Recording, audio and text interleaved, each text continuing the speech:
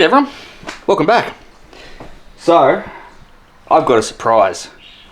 Behind me is the very first project that I ever put up on this channel.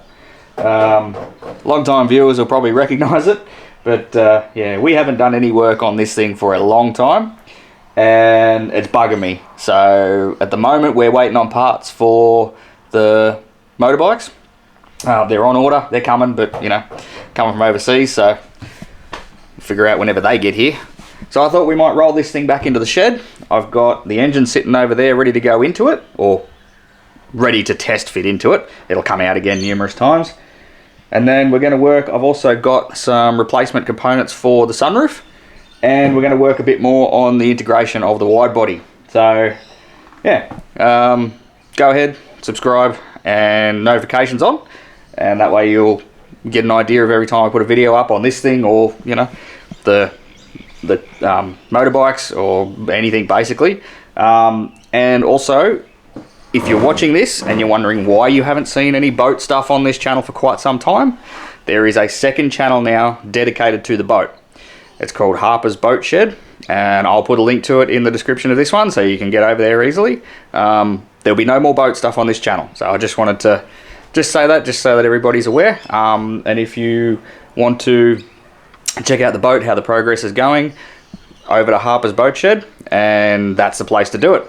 So, all right, let me sort of empty some of the stuff out of this car. It's turned into a little bit of a dumping ground, unfortunately, because it's been sitting so long. We'll empty some stuff out, and I'll take you for a walk around, show you what it is, what we're doing, and what we're going to do today. So, what do we actually have? Well, like I said, this is the first project that I ever put up on the channel, and it is, in its base form, a 84 Series 4 RX7. So, as you can probably tell, it's put on a few kilos, so she's a bit wider in the hips, and also in the front, so it's got a full wide body kit. Now, this kit actually well, I believe it is probably like a Chinese import kit, but it comes from a company called AJ Auto Styling. They're up in Queensland, Australia. I brought it second hand. I actually got it from Sydney.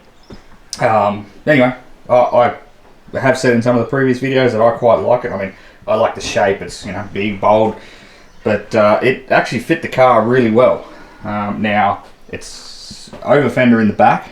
I did cut up in there as well. Not that you'll probably be able to see it, might not focus, but the original's sort of right up in there. And I did cut it and roll it and seam seal it. So there's a fair portion there that's I can put quite a large tyre in. I'm just trying to think how much wider it is. Be about 4 fingers. So I'm going to say probably 50 mil aside wider than the factory, but integrated. So there's a couple of things we'll go through in a minute, but basically they're adhered on, so I put them on with the Sikaflex panel bond. Same with the side skirts. So the side skirts have been, they're adhered, and then I'm going to go through and blend them all. The rear bar is not, obviously, it can come on and off. It's nice and solid, but it's, yeah, it can come on and off. The wing, I'm sure we'll get a few comments. No idea what that is, I didn't put it there. I love the wing. I don't know why. I just love massive wings and wide body kits. Just a personal preference thing. Yeah, same around this side. Now, I put these flares on, or these wheel arches on, coming up for 12 months ago now, I think. And that hole after that, basically it sat out the back in amongst that junk pile. Now it's undercover, but this side was exposed to sort of some weather, and it's actually not a bad thing. I'm not too upset, because what it did is expose the fact that I hadn't prepped under there well enough, and the filler cracked. So the panel's still adhered well, it hasn't let go, so that's obviously, there's a join line there. It hasn't let go, it's still nice and solid, it feels firm, but there was some of the panel bond adhesive coming through, and it's like a rubbery sort of finish when it's done. So I need to come through and I need to basically grind that out all the way through there, put some fibre reinforced filler in it, and then start again. But that's fine. There's there, and then same thing on the other side. They're the only two parts that showed any form of of moving or cracking or anything like that with the car sitting outside for 12 months. Now granted, we're not, we're not driving the car, but once this thing's painted, it's not going to live outside. Realistically, it's never going to live outside. I feel bad that I ever left it out there that long. But this is the other one here, so you can sort of see this line there. Now that's, if I push it, actually, we'll get a, so that there is actually filler. Sorry, not filler, panel bond. So it needs to come out. So I've got to grind effectively from there down to there with a flapper disc, grind it all out, scallop it out. Not so much up here, it's good up here. From about here, I would say, and then back to there, because that's where the joint is. And then put it back in with some fibre reinforcement. Now the rest of the turret and everything is all in really good condition. I've got a slight low spot there, but the rest of it's pretty good. That's just a bit of rust that was in under the sunroof sill. That's been treated and then painted, as you can tell. We'll put some fibre filler in there just so it's a nice smooth edge for the sunroof to come and seal against. What I did do is turn this front clip, or both guards and the front bar, I'm actually turning it into a one-piece front clip. It's just sort of going to work out easier that way. It comes on and off nice and easy. It's really light, which is good. But as you can see, we ain't got no engines, do we? So this is where things get a little bit different, in that if I move this, stand by, we'll move this so you can actually see it. So this is the engine for it. Now it is actually the original engine out of the car. So this car originally came NA auto. It is actually an Australian delivered. Come with, actually, if anyone can help me out identifying the trim level, would be good. So it come with factory sunroof, adjustable suspension, like the in-car electric adjustable suspension, air conditioning, power steering. Obviously it was NA 6-port automatic. Yeah, Australian delivered, so it's right-hand drive obviously, and like I said, it was an auto. So if anybody can sort of help me identify exactly what trim level it was, I'd appreciate it. Anyway, so this engine was the one that came out of it. So 6-port, 13B obviously. Now, keen-eyed viewers will notice that it doesn't have a turbo on it. It's actually got a supercharger. So this is a full custom setup by me. It's got a little bit of refinement to go. It's still not quite as pretty as it will be. But that is an Eaton M90. Now they come out in Australia off our V6 Commodores. They're designated an L67 over here. In the States, I'm pretty sure they come on Grand Nationals or something along those lines. Buick Grand Nationals, I think. Don't quote me. Anyway, this engine had a full rebuild, so it's running Series 4 high compression rotors that have been machined out for 3mm Apex seals, just because I had them, and anyway, that's what I did. It's got all new Atkins gear through it, Apex seals, side seals, soft seals, brand new bearings in the rotors and the stationary gears. So it's, for all intents and purposes, a brand new engine. So yeah, which is good. I'm interested to see how it goes. So I rebuilt this myself, first one I've done. Be interesting to see. Obviously, custom 10 rib supercharger pulley, which I think is probably in the last episode on this car, which I could put a link for. And there's a long way to go with the engine package, but we are getting there. Now my big concern for this is firewall clearance. So when I had the engine in there, I did some mock-up. Oh, pardon me, I did some mock-up in there, and I'm quite certain. So these have the Australian variants have an elbow on the back because these are not an east-west engine in Australia. They're actually a north-south engine, so they've got an elbow. Now I'm worried that elbow is going to contact that hump in the firewall there. So that's what we're here today to figure out. I'm going to put the box back on it, and we're going to drop it in, and we're also going to fix those rear guard sections too. So anyway, rear guards first, because I've got to put bog on them and they've got to dry, and then we'll pull the front clip off. Whoops, steady, nearly died. We'll pull the front clip off to make it easier to get the engine in. engine on transmission and shove it in there and see what happens. So yeah, I'm keen to see.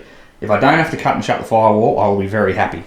Or I might be able to do something with this anyway. In case you're wondering, this here is actually a water-to-air intercooler plate. The guts of it are there. So that's the guts of it. It gets sandwiched in there. It's all sort of hollowed out and recessed out. And anyway, that's a water-to-air intercooler. All right, work time.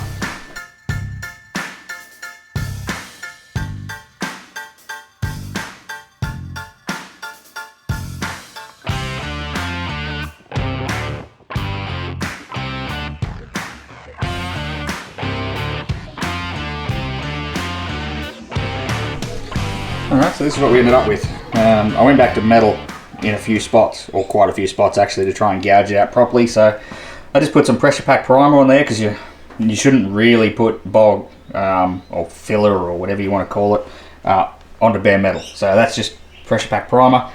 It'll look a lot better, but yeah, went through and dug it all out back to metal, like I said. And sort of, it's one of those things, once you start going, it's like, oh, there's a little bit of a mark there, so we do that one. Oh, looks like there's a bit of a mark back here, so we go around there. And then there was a bit there, and then there was a bit there. And yeah, decent. This one sort of just kept going. So, but I mean, all of the, that's that hole there is sort of where the fiberglass stops. So we'll wipe a good lot of fiber reinforced filler into there. There, and then this sort of got big. Now these holes you can see. When I put the guards on, I glued them on and then I basically tech screwed through. And yeah, just put filler over the holes. I mean, they're on the inside of the car, so they don't see any, come on brain, any moisture or anything coming up inside. They're on the inside, so well, the panel's there now, but anyway. But I had to dig all of that back out, and it had slightly come unbonded about here. So I pulled that back until I found good bonded material, and we'll fill it back up. Yeah, a little bit more than I thought, but it's good that we're doing it now. You know, it would have sucked to have actually got proper paint on this car, and then 12 months time it all starts to crack down here. So, you know, a bit more work now saves a lot of heartache in the future. So paint's not cheap.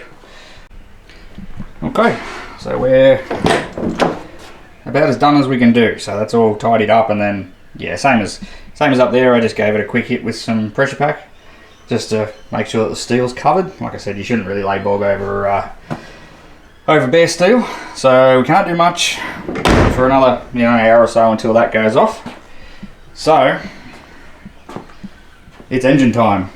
Like I said, this is a one-piece front clip, or it will be. It is bolted together, but it will be glassed together and completely blended. So there'll be no lines or anything on the front bar. It'll be fully blended. And it'll be guards and bar. So race car style. But we're going to get this off and out of the way, so that way I don't smack it with the engine crane. We get all the harnesses laid out of the way, and we're going to put the box onto the engine, drop it in there, and see if it fits. Yeah, we'll see. Fingers crossed.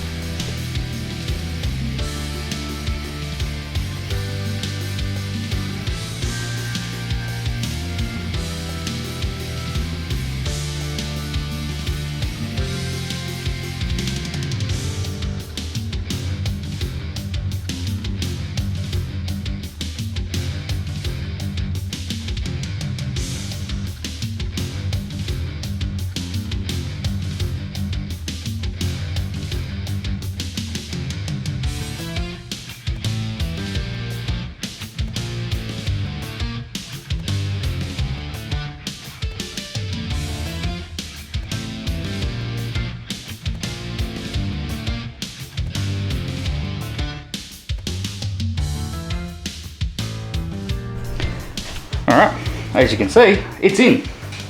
Putting that in by yourself, I mean, it's not terrible, but it's certainly not easy. Anyway, we're in. Not bolted, doesn't have to be. I can already see one major issue, and that is that heater core line right there. It's going to run into the back of, oh, it'll be close, probably run into the back of the intercooler. I tried to put it in with the supercharger on, obviously it didn't fit. So let's get the intercooler plate, which is this. So yeah, like I said, it's a water wear intercooler. It's scalloped out, so that bit sits in between it. Oh, okay. So that'll miss that. Where's the bolts? Yeah, okay. So I'm gonna have to do something. Where's the bolt holes? Yeah, I'm gonna have to do something with that. I don't know what. The dash has got to come out anyway, so the heater core's got to come out. So I might be able to snip it right back there and just put a rubber 90 or something on it. Let's have a little bit of a look and see if I can line my holes up.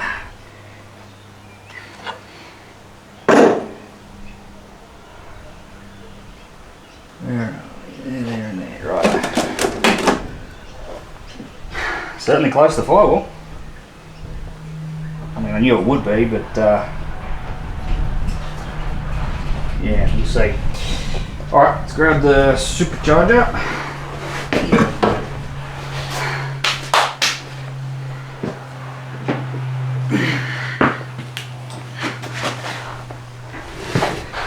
Alright. Okay, well, that answers that question.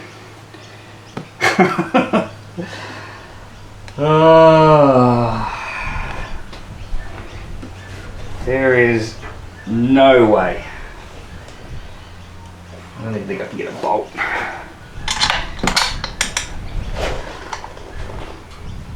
See if we can pick up on a bolt on here. Oh, this side. Okay. Now, that's going to have to sit. Oh, ow! It's not working very well. Pretty much there. There is exactly zero chance that I'm going to get an elbow in there. Less than zero. Let me show you how much room we're working with here. So that's what we got.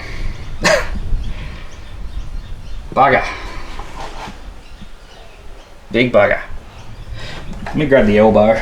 I don't know why, because there's absolutely no chance it's going to fit.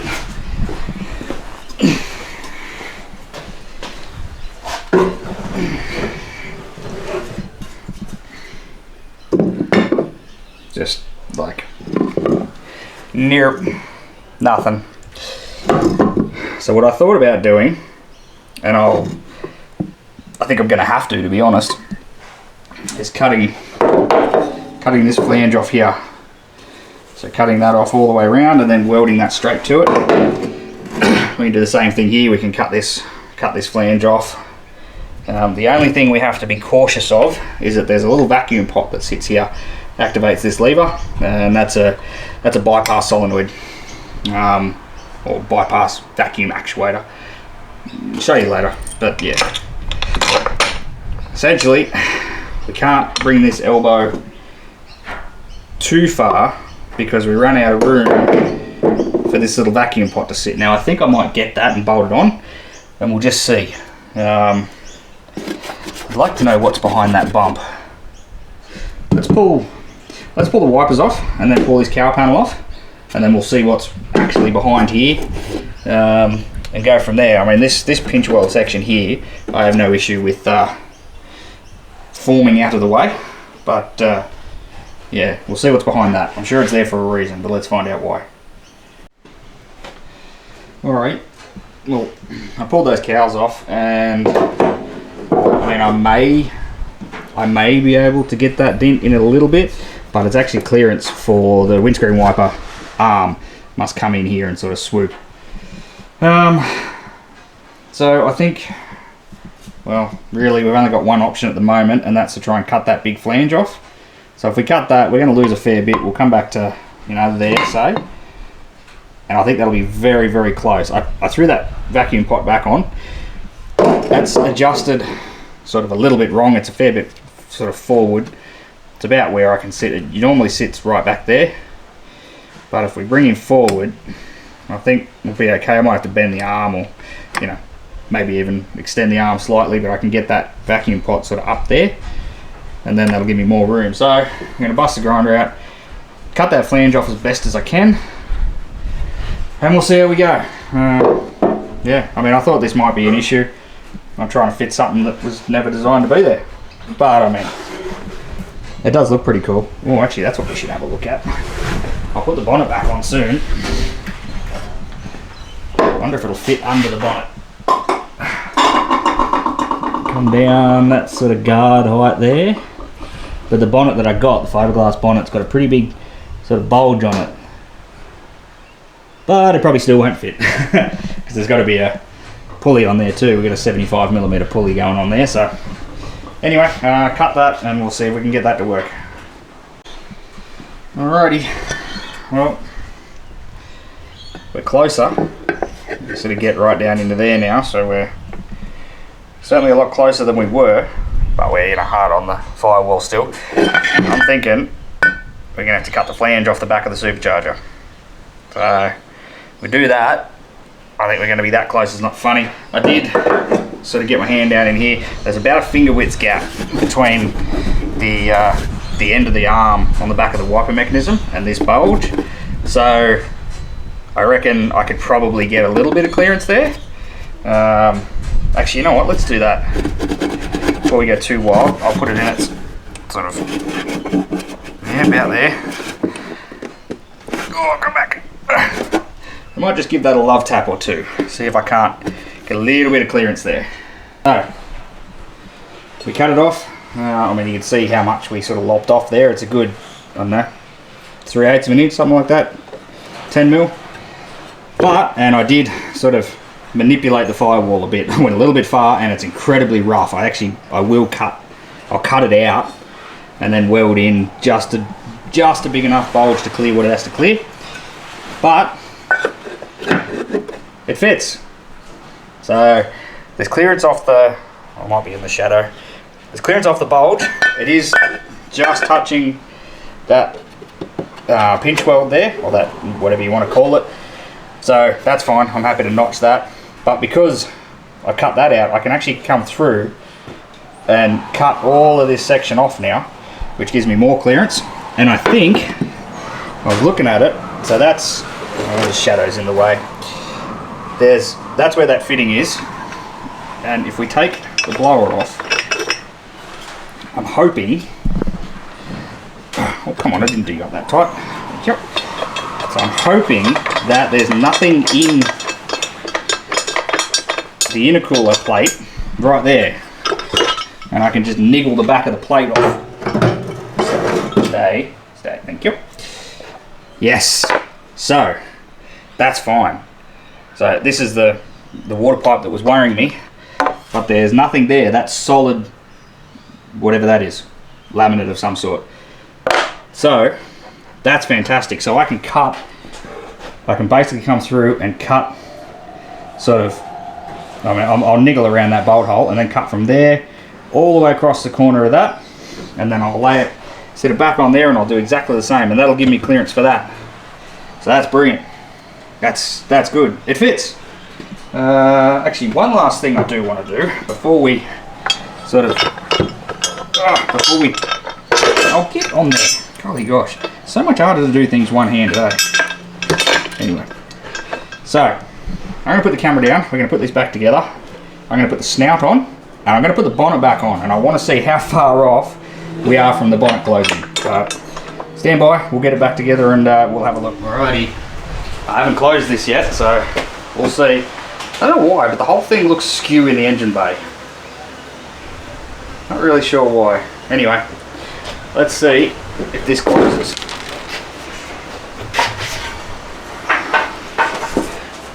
Whoa. Nah. Bummer. Not quite. Definitely shut without the intercooler plate, but that's not happening. Alright.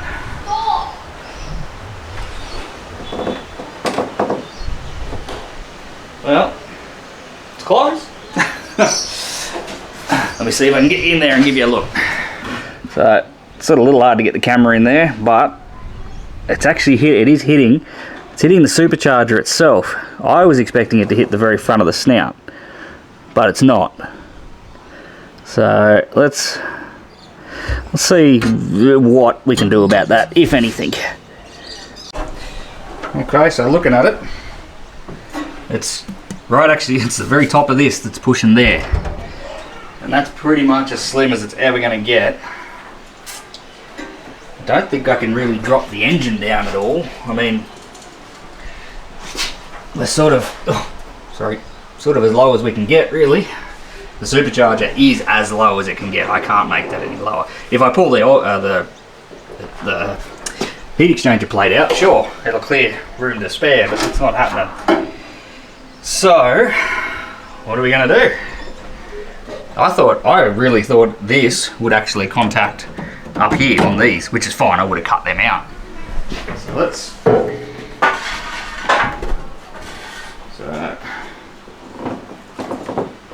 Yeah, you see it's pushing right there.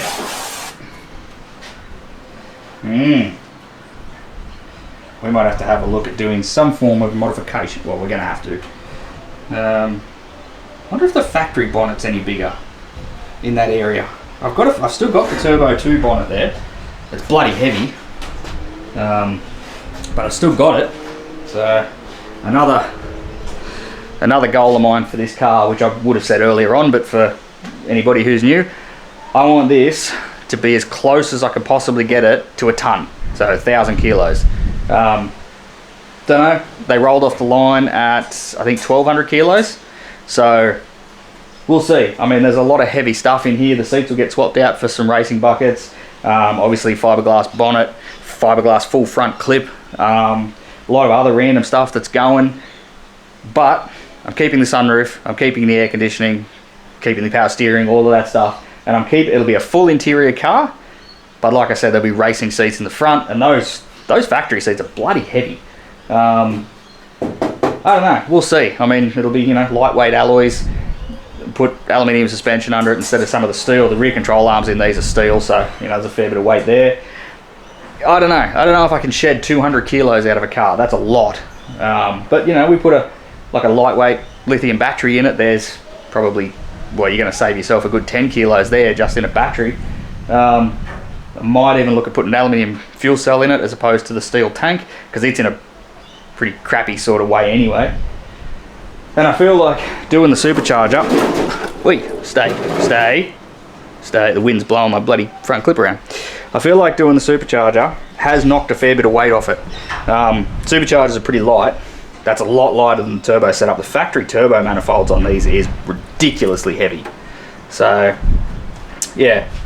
Like I said, I'd like to drop 200 kilos. I don't know. Will it? Probably not. But even things like putting coilovers on it instead of the struts that are on it, they'll save weight. The factory struts on these are pretty beefy. So, anyway. Alright, well that's about as far as I think we're going to go on the engine bay. I'm going to mix up some bog and we're going to get back to the rear quarters. So all of these are well and truly dry now. So we're going to mix up some fibre reinforced filler and go around and do all of those.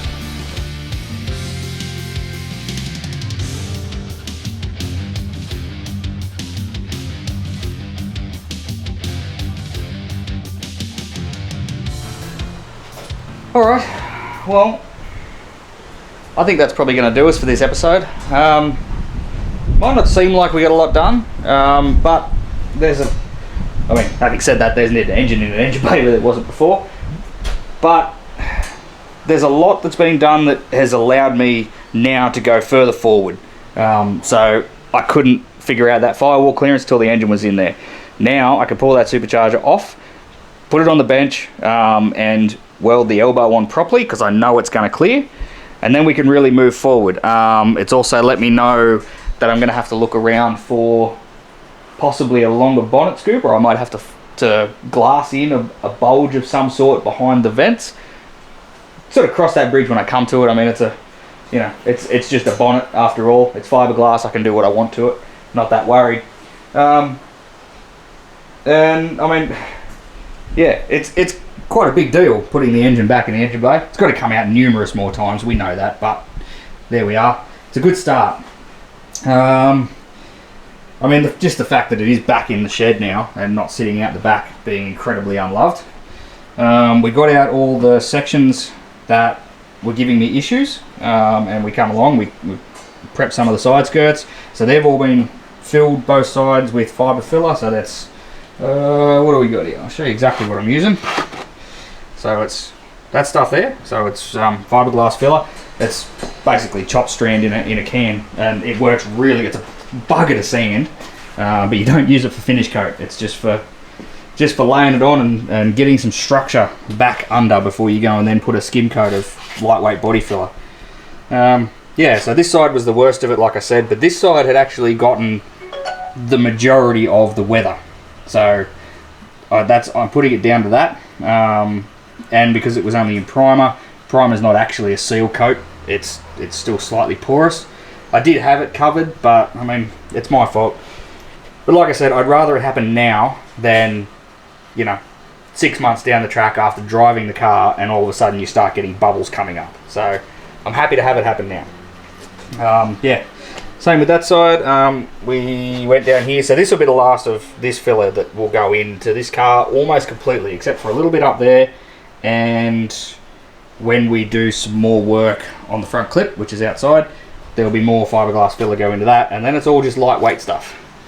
Now, next big jobs, because I'm still waiting on parts for the bikes. So next big job on this is we're going to continue the bodywork and get the supercharger sorted so that I can bolt it down and I know it clears. Then we can start mocking up other stuff in the engine bay.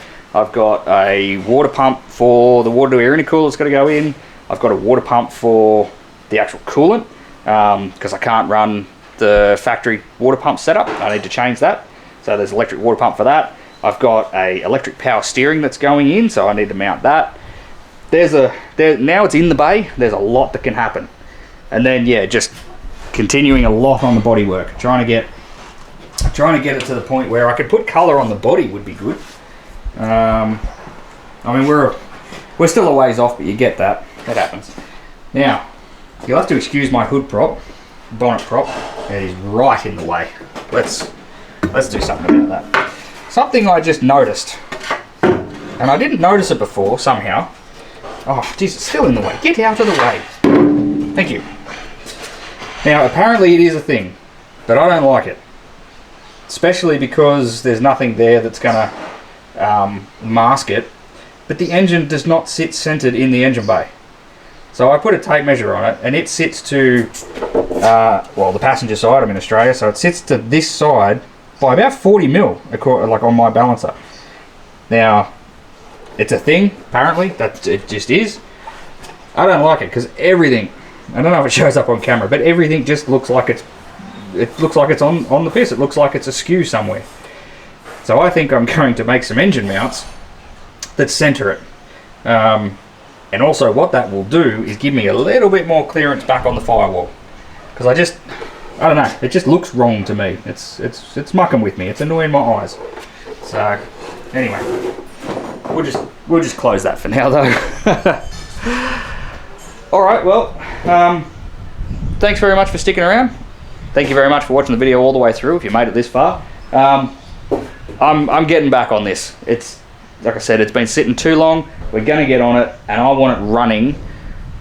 By the end of this year, I want it running. I mean, we're, what, halfway through October? We're getting towards the pointy end of October, so, you know, if we can have it running and, dare I say it, driving, not finished, but driving by the end of the year, that'll be big milestones. And then we can concentrate on, you know, paint, all that jazz, and everything else. So, alright, well, like I said, thank you very much for watching. I appreciate it. And if you want to see more, subscribe and definitely notifications, and then you'll see it every time a new video comes up. Like I said, I'm hooking into it, so stick around and keep up to date.